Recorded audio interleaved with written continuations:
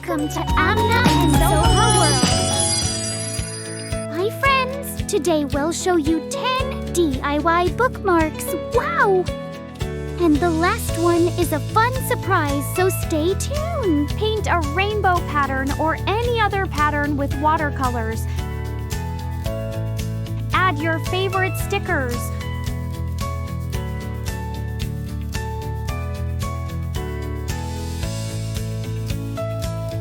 Press dried flowers or leaves and glue them. Cut a star or any other shape and paste it. Make different patterns with glitter glues.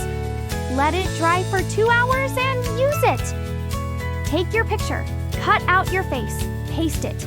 Ta-da! Use tassels, pom-poms, or buttons. Decorate and paste. Create origami bookmarks by following these easy steps. Use glow-in-the-dark paints. Paint the bookmark. Let it dry for 1 hour. Turn off the lights and see the magic. A fun surprise. Take a white card. Draw a ghost with black pen. Cut it out. Put it in the book and gift it to your sister. Yeehahaha! OMG! That was so much fun! Which bookmark will you make? Don't forget to subscribe. Bye!